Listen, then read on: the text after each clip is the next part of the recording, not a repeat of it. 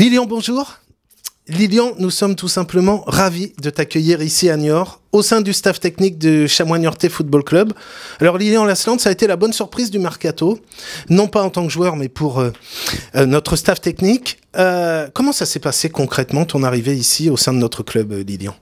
Oui, c'est ça, oui. Mais j'ai été contacté par Karim qui m'a appelé et il a discuté un petit peu du projet. Il m'a dit est-ce que ça pourrait t'intéresser? Je sais que tu t'occupes d'un club, le Stade Bordelais, pendant ton autre temps, mais est-ce que tu as du temps quand même pour faire un spécifique s'il faudrait un attaquant? Je dis il faudrait qu'on en discute. Et puis ils sont venus me voir avec Régis sur Bordeaux et en 2 jours ça s'est réglé parce que comme j'ai dit, c'est une expérience pour moi aussi et je pense que pour des attaquants qui sont peut-être en manque de confiance, c'est intéressant. Lilian, quels objectifs t'ont été fixés? Quelle est ta mission concrètement ici au sein de notre club? Objectif, c'est redonner un petit peu confiance au niveau du ratio occasion-but où j'ai vu un petit peu sur une clé USB qui m'avait été préparée, où il y a pas mal d'occasions, mais les buts ne sont pas transformés, les matchs ne sont pas tués comme on dit. Donc on va essayer de retrouver cette sensation-là, de faire des exercices qui vont donner aux joueurs le fait de se dire cette action je l'ai déjà fait à l'entraînement et avoir peut-être les 2-3 secondes pour pouvoir faire le geste qu'il faut. Et donc c'est par rapport à ça qu'on va travailler. Pour l'instant je suis encore à l'observation avec les garçons. À partir de la semaine prochaine je pense que j'ai déjà vu certaines choses qu'il va falloir rectifier aussi. Lilian, sauf erreur de ma part, c'est une mission que tu as occupée aussi il y a quelques temps au sein des Girondins de Bordeaux? Oui, à chaque fois qu'il y a un changement d'entraîneur, je m'étais laissé dans mon planning les matins de libre. Donc je demande toujours si ça peut les intéresser de faire un spécifique attaquant, que ce soit chez les professionnels ou chez les jeunes, ça ne me dérange pas du tout. Et donc ça s'est fait avec Francis Gillot. Tigana m'avait dit non au départ et Francis m'a dit oui. Et puis au bout de 3-4 mois, ça s'est arrêté. Et alors c'est Alain Bénédé qui a repris le flambeau pour le faire avec les professionnels puisqu'il était dans le staff. Et par contre, j'ai continué à faire ça au centre de formation avec la CFA, les 19 et les 17 pendant 1 an et demi. Et après, ça s'est arrêté quand il y a eu le changement d'entraîneur aussi. Donc voilà, maintenant je fais ça avec un club de CFA sur Bordeaux. Alors justement, en parallèle de ta mission au sein des Chamois, tu continues à occuper ton poste de responsable du pôle formation du Stade Bordelais, c'est ça? Oui, c'est ça. Pendant 1 an et demi, j'ai observé ce club un petit peu au niveau des jeunes et avec un copain à moi, Laurent Doriac, on a formulé ce projet et on l'a mis en place. On s'occupe de la partie de U8, U9 jusqu'à U17. Donc on a mis des RTJ en place, des formules d'entraînement aussi, un petit peu guidées par rapport à ce qu'on a envie de faire en accord avec l'entraîneur de la CFA. Et voilà, donc comme j'ai dit à Karim et à Régis, moi quand je m'engage, je ne lâche pas la chose comme ça en plein milieu, donc obligatoirement ça faudra s'adapter par rapport au jour. Et puis bon, il m'a dit ça tombe très bien, si tu n'as rien le mardi, le mercredi matin, nous ça nous va très bien, donc on a trouvé un terrain d'entente sur ce temps-là. Lilian, ça fait maintenant 6 ans que tu as arrêté de jouer, ta carrière de footballeur professionnel. Le terrain, la pelouse, les vestiaires, c'est quelque chose qui te manque? Oui, au départ, de suite, on cherche tous les matins un petit peu, on peut aller courir, on peut aller s'évader un petit peu, mais ce qui manque c'est la convivialité d'un vestiaire, tout ce qui peut s'y passer dedans et après bien sûr la compétition aussi, mais surtout que moi j'ai joué mon dernier match sans le savoir puisque je devais signer au mois de décembre avec Nice et je leur ai dit on va attendre la fin de l'année pour savoir si j'ai encore envie ou pas. Et puis à la fin, il y a eu un changement de politique. On a mis un petit peu les anciens de côté pour mettre des jeunes en place. Et ça s'est terminé comme ça. Donc bon, ça y est, maintenant c'est expliqué. Tout est rentré dans l'ordre avec tout le monde. Et voilà, donc après c'est sûr que la compétition manque beaucoup quand on arrête. Après au fur et à mesure du temps, on a sa famille un petit peu pour prendre plus de temps. Et puis on s'occupe avec des affaires qu'on avait montées ou alors des projets comme le Stade Bordelais. Mais après, c'est clair que de revenir dans un vestiaire, oui, je pense que dans la demande un petit peu de Karim et de Régis, c'est peut-être faire passer des messages aussi, puisque c'est vrai qu'un entraîneur, pour faire passer certains messages, c'est plus facile quand ça concerne, on va dire, le match, la tactique, tout ça. Mais après, dans la vie d'un groupe, dans la vie d'un vestiaire, j'étais quand même un joueur de vestiaire. Donc c'est un peu plus facile. Mais comme je vous dis, en ce moment, je suis plutôt dans l'observation. Je vois un petit peu comment se comporte un peu le groupe, les petits clans qu'il peut y avoir aussi. Et tout ça par rapport à, on va dire, à la position de Niort, qui n'est pas relégable, mais à 2 points près, on peut repartir à la 10e place, 3 points près. Donc c'est quelque chose qu'il faut que dans un vestiaire, ça soit une âme solidaire, sinon ça risque d'être très difficile jusqu'à la fin de saison. Alors Lilian Lasland, au compteur, c'est tout simplement 407 matchs en Ligue 1, 126 buts, 7 sélections en équipe de France, 3 buts marqués sous le maillot des Bleus. Aujourd'hui, Lilian, avec quelques années de recul, quel regard tu portes sur ta carrière de footballeur ? Non, moi, à part mon année à l'étranger où ça s'est pas bien passé du tout, mais bon, par contre, au niveau mental, ça m'a aidé encore plus. Donc ça, c'était le point positif était là. Mais sinon, sur ma carrière, je suis content d'avoir fait, c'est à peu près, je crois, 17 ans ou 18 ans de carrière, en me fixant toujours un objectif d'atteindre toujours la barre des 10, entre 10 et 15 buts, que je pense une année ou deux j'ai loupé. Mais c'était aussi parce que je jouais avec un garçon comme Paoletta, donc je me mettais à son service aussi. Et j'étais aussi content que ça soit lui qui marque, qu'on gagne à la fin. Et voilà, après, non, j'ai rien à regretter. L'équipe de France, en plus, j'y ai goûté, puisque c'était des garçons comme Thierry Henry ou Trezeguet qui étaient blessés. Ça marchait bien avec Bordeaux, avec Sylvain Wiltord, donc on y partait tous les deux. Sylvain, lui, est resté. Moi non, mais j'ai fait des matchs de qualification. Sur cette sélection, j'ai marqué 3 buts. Je pense que je me suis fait plaisir. Voilà, je prétendais pas à jouer autre chose en équipe de France. Mais après, dans mes clubs où je suis passé, j'ai toujours gardé de très bonnes relations. On a gagné des titres, que ce soit des coupes, des championnats. Donc on a vécu ces grands moments-là. Donc moi, je pense que je suis content de ce que j'ai fait. Alors Lilian, des sélections en équipe de France justement entre octobre 97 et octobre 99. Au milieu, le titre de champion du monde 98, mais sans Lilian Lasland. Comment tu as vécu ça ? Oui, c'est dans cette période-là, j'ai fait des matchs qualificatifs, je crois en Arménie, il me semble, où j'avais marqué un but. Et après, cette année-là, il y a Stéphane Guivarch à Auxerre qui marque, je crois, 22 buts ou comme ça. Donc sur la prestation qu'il fait toute l'année, il mérite aussi. Après, voilà, ça a été un choix du sélectionneur. Moi, j'ai jamais prétendu. Après, bien sûr, on m'aurait appelé, j'aurais été avec grand plaisir, même en courant. Mais voilà, ça a été sur peut-être la longévité de la saison, même si nous, on faisait une très très bonne saison avec l'équipe qu'on avait. Mais voilà, ça a été un choix, mais pas de regret. On était les premiers supporters de l'équipe de France et on a fait la fête aussi quand ils ont gagné.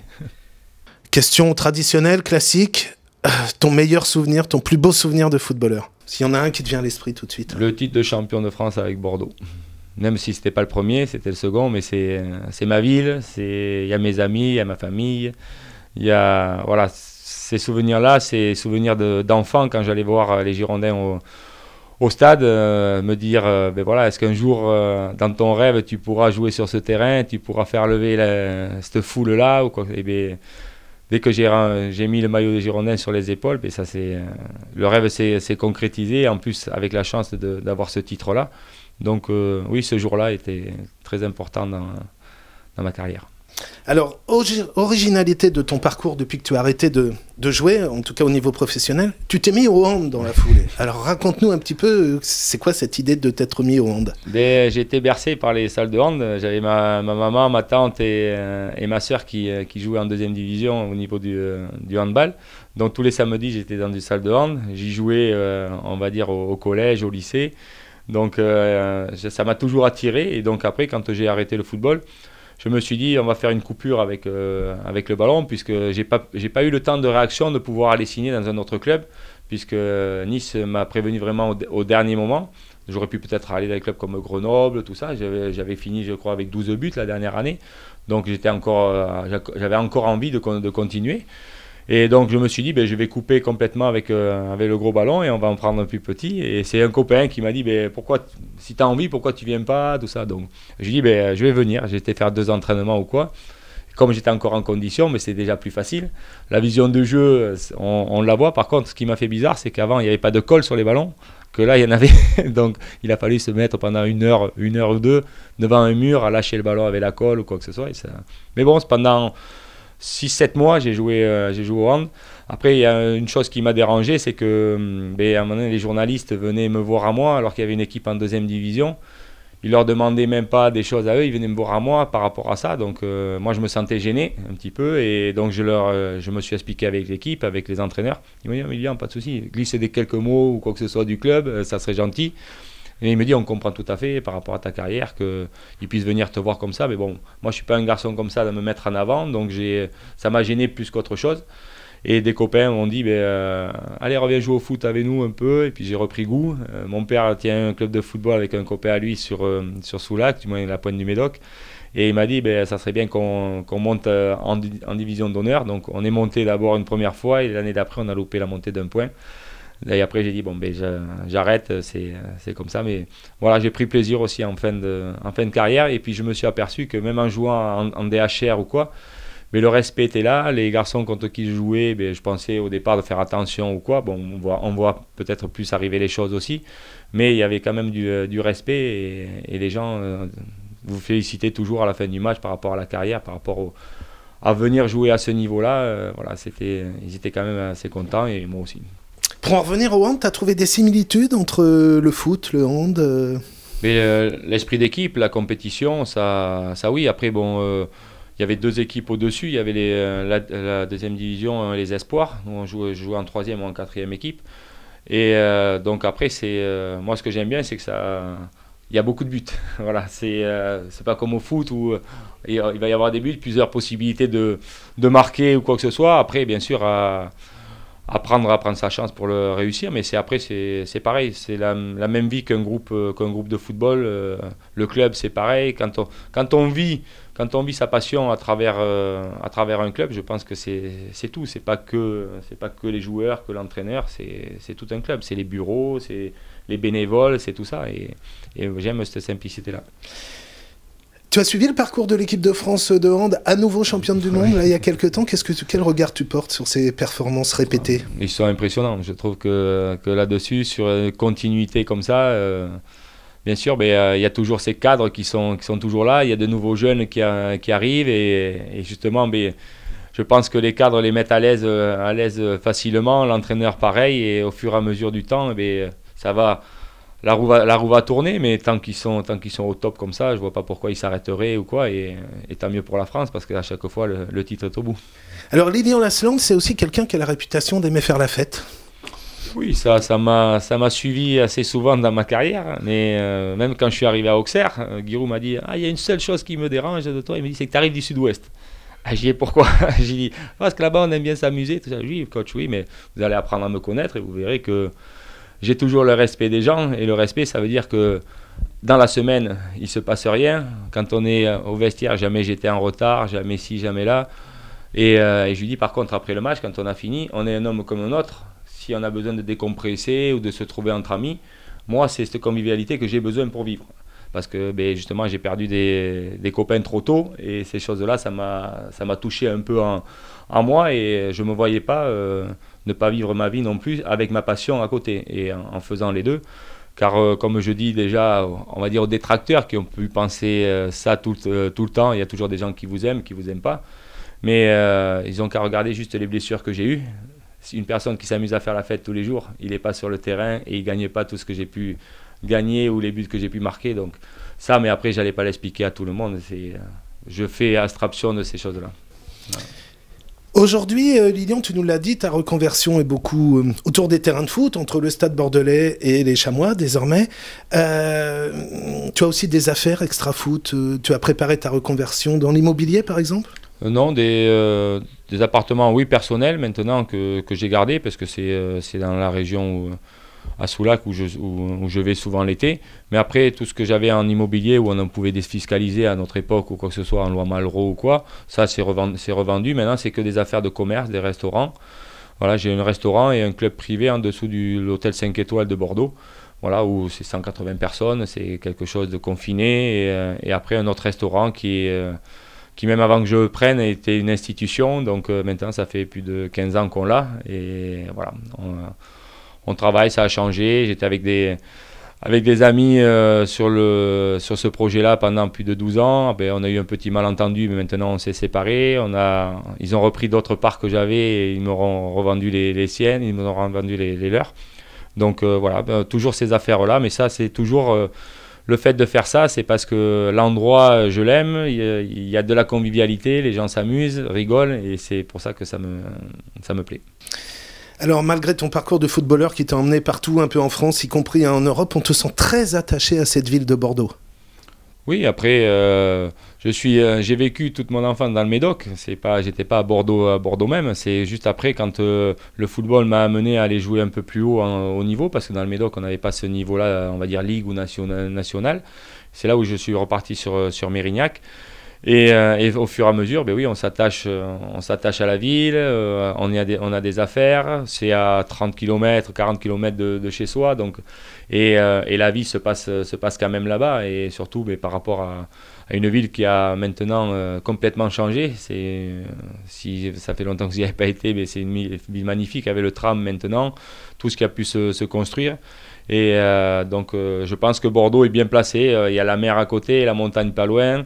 Et il y a beaucoup de joueurs et d'anciens joueurs qui, quand ils viennent jouer à Bordeaux, ils gardent souvent une maison. Et c'est pour ça que j'ai fait une anecdote l'autre jour. Quand on joue avec les anciens de Bordeaux, on a reformé l'équipe des anciens.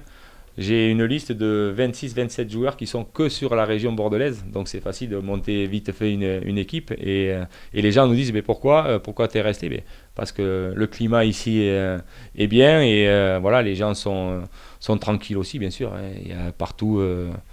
les petits problèmes qu'on peut trouver, ils sont partout, que ce soit à Bordeaux ou ailleurs. Mais voilà, c'est une ville chaleureuse. Et puis bon, après, quand on est de la région, c'est pour ça aussi qu'on aime sa ville. Quand on s'appelle Lilian Lasland, ça doit être difficile de rester anonyme à Bordeaux. Tout le monde te connaît. Oui, après, tout le monde connaît, mais c'est au niveau du nom, au niveau peut-être du parcours. Maintenant, ben, la nouvelle génération, un peu moins que peut-être les parents ou quoi. Mais après, dans les affaires ou en ville, ça m'arrive des fois de m'arrêter, ou un papa qui, tiens, tu vois qui c'est ce monsieur, je t'expliquerai, tout ça.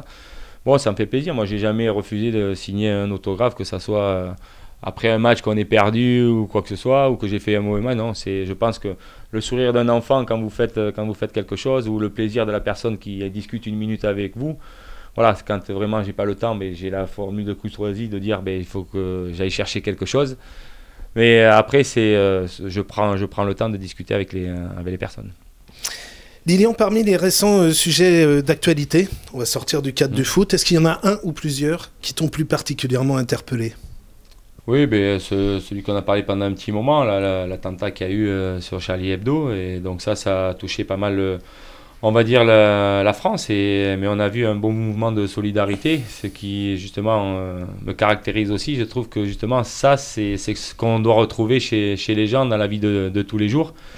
Et au jour d'aujourd'hui, ben, des fois, c'est plus comme avant. Avant, on va dire, on pouvait laisser les enfants dans la rue facilement. Pourquoi? Parce qu'on connaissait un petit peu tout le monde. Maintenant, ben, avec tout ce qu'on voit, tout ce qu'on entend, ben, c'est un peu plus difficile. Mais c'est ce sujet-là qui m'a marqué un petit peu par rapport à ces derniers événements. Enfin, pour terminer, Lilian, le mot de la fin, un message à délivrer, un sujet dont on n'a pas parlé, que tu souhaiterais aborder?